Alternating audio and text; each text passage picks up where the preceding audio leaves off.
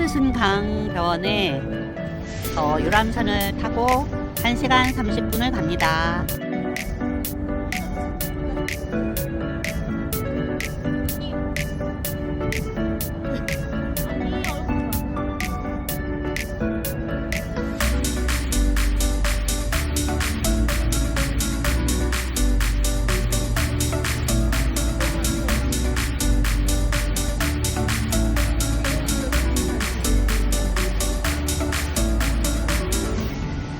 British are up in Connecticut where he'd taken some of the Dutch claims. The Dutch assumed they come for the rest of them overland from the north.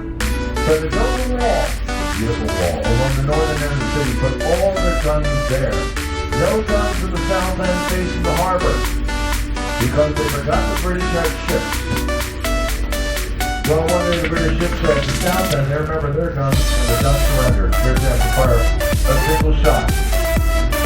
Now, before you say, wow, the Dutch must felt pretty stupid about that, I'm sure they did, but not as stupid as the British felt 9 years later when they forgot to put guns down there, and the Dutch came back to the same thing to them. That will give you that Manhattan, and you gotta give a story now. It made sense at the time. And they already taken down the wall made at Wall Street. Now, something else, this was a tiny city, but it was very crowded, and nothing was more than 5 stories, so they couldn't grow up, so they grew out. When you get back to Pier 16, you have to walk several blocks to get the original waterfront of the island of Manhattan. That would be Pearl Street. Look for it. That was the original waterfront because when the Dutch got here, it was all covered with oyster shells. New York Harbor ahead of us there was the biggest oyster field in the world. That was our primary protein source for most of our history until we blew them out of existence in the 1920s. We're trying to bring them back. We had this billion oyster project because that was bad. But yeah, it was Pearl Street, but it wasn't big enough, so the Dutch headed out to Water Street. That became a new waterfront. Then the English passed the Front Street, which was the front of the waterfront. Then we passed the South Street, south in front of the water, the Pearl, and even that wasn't enough.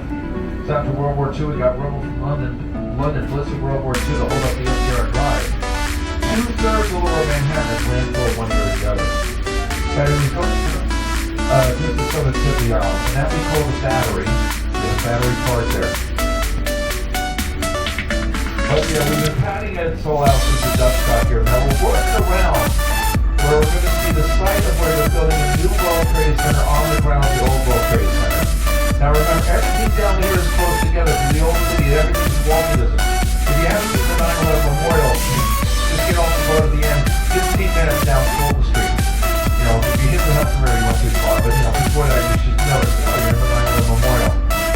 And the first World Trade Center was, first to the other side of the West Side Highway was Hudson River and some old piers. When we made the foundation for the first World Trade Center, we dug up so much dirt, we slept across the highway at 94 acres in Lower Manhattan. But again, we've been doing this since the Dutch got here. So, before we look at the West Side Highway, I'm going to ask you, in the world, it is not. But you can always win a record if you know how to phrase it. One World Trade Center, tallest building in New York City, New York State, United States, North America, Western Hemisphere. That's 5 records. The tallest building? Yeah, 40 Canadian tries to ring the CN Tower. That is not a building. The antenna with the restaurant tail on it. That's okay, you don't have the other nice bit. Yeah, we have a bigger antenna in North Dakota, it's just that an antenna, so nobody goes there. And it's in North Dakota, at least it is in the state. Now, one World Trade Center, part of a new World Trade Center, building on the grounds of the old World Trade Center. We're not building the sites of the Twin Towers. Yeah, if you see the more, you see why. And those memorial schools answer questions everyone's asked me for over 24 years now. Where the pools memorial show you precisely where the Twin Towers were, but also how small the foundations were. 1 acre each are initially 16 acres, so the one was only half of those acres. So we got them to build and we have been building. So you see one. Now to the right of one, a little behind it,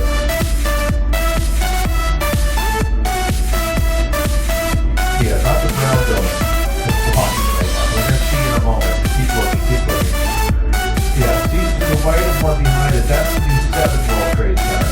That only gets that designation because that's what beside the old 7 World Trade Center, so thirds of the going on those. That's symbolic too. Now to the right of one, 2 World Trade Centers. We did it. We have much better document. That's what the Dutch did, but we really, you always have one line of letter talking about about it. We don't know if it's the right Indians. We don't know what.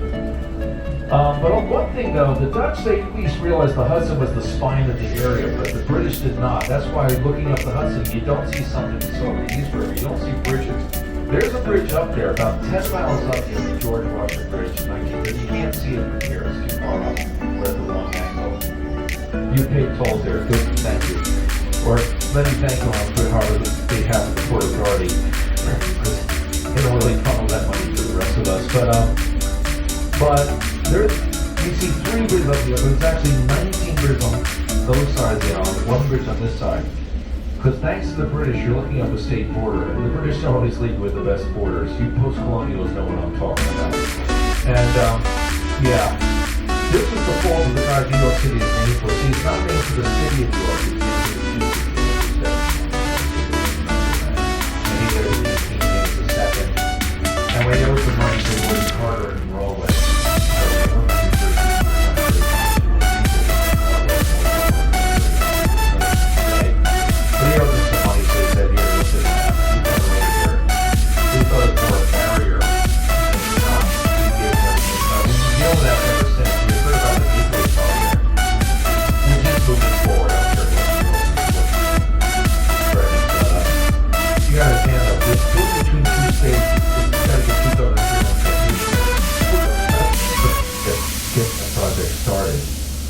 Mostly in New Jersey, have a lot of turnover, but again, just not a good place for a border. But there's something else about this. When the Dutch came here, they were here to take over the trade of beaver pelts for the locals, which they did. That's our first commodity. But they quickly came to realize that New York Harbor there to your left, that's where the real money was. See that bridge down there? The Verrazano Bridge from Brooklyn to Staten Island, 1967. When that opened, we had no visitor tunnels operational. The way you got to New York, you come to New York City by train, they would all terminate in the Hudson River, get off the train, walk the building, hop on a boat, get you to Manhattan that way. And we stopped those ferries for decades, but now, well, we got sick of waiting in the Lincoln Tunnel, so we brought them back. And you gotta understand, that was a very different waterfront than what you see now. Frankly, the old waterfront, was the biggest port in the world, was a bit nasty. There was a man who worked on that waterfront, a man named Herman Melville. The guy wrote what he did, but his day job was customs clerk in the Gansevoort market. That's up by Greenwich Village, about 2 miles back that way. But he worked on the waterfront, but he wrote Manhattan as an island with no one New Jersey. That's where you go. Liberty Terminal, Liberty State Park. When that opened in 1889, it's the Central Railroad Terminal. It was the biggest railroad terminal in the United States at that point.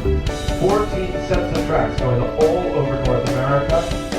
And not built to serve the Statue of Liberty. Now they built that in something called 3 years later in Ellis Island, a new federal immigration center.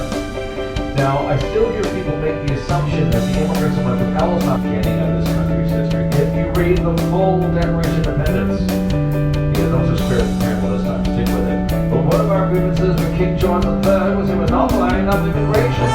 It's in there. We're much more open immigration. It was much easier to be much higher numbers, much higher percentages. We send as other countries saying please come to America. Now as the numbers grow, it's becoming more confidential, controversial. And state purposes like Castle Garden were seriously overwhelmed. So the idea was to build one big federal facility on an island in New York Harbor, the biggest, busiest port in the world. And then you have a place where all the immigrants could be processed. And I mean processed. You got photos and this has achieved. And that's what the statue meant. That's what the artist intended. But now the statue has another meaning. What the artist did not intend. One of you people did not receive it first. Though one person figured this other meaning of the Statue of Liberty early on because the statue went up. In 1883, they're doing a fundraiser in New York City for the base. They contacted a local writer, a woman named Emma Lazarus, and asked her to distribute the phone for the fundraising effort. Emma Lazarus came from an old family who traced their ancestry back to the Dutch colonial city of Amsterdam. She was not Dutch, most people there not Dutch. She was Jewish.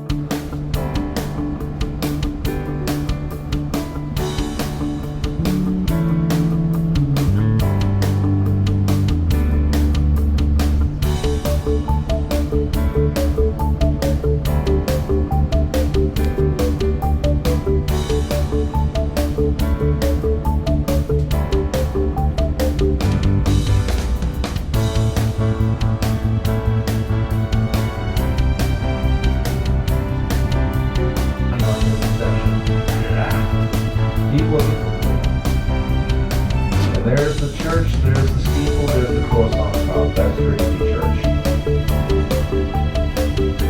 And there are windows in the steeple of Trinity Church. I'll let you up there. Well, in the 19th century, that's what he says in Torah. Up the steeple of Trinity Church. You look out the windows over the rooftops of New York. That's how, yeah, that was the observation deck this day. And again, that's still the 1870s. In fact, first thing he built taller than the steeple. You see the old skyscraper ships, they were the bigger thing. The first thing he built taller than those ships was not buildings, but the towers of this bridge coming up now. Now we're coming up to the Brooklyn Bridge. The first bridge that opens over the East River, this opens in 1883. That's 100 years after the British Army left. Pretty late in the day. Remember, by then we're the busiest port in the world. East River's full of ships. Remember the labor tree, that's how big the ships were. Any person wanted to go over the East River had to go on giant leaps so the skyscraper massive sound ships could fit underneath. No one could build a bridge this long or this high until they developed something we now take for granted. The steel cable that holds up the Brooklyn Bridge. The man who mastered steel cable in the mid-19th century, John Augustus Rowley, designed the Brooklyn Bridge. Longest bridge in the world when it opened 1,595.5 feet tower to tower, with steel cable to hold the span, and steel girders built towers taller than any building had been built before.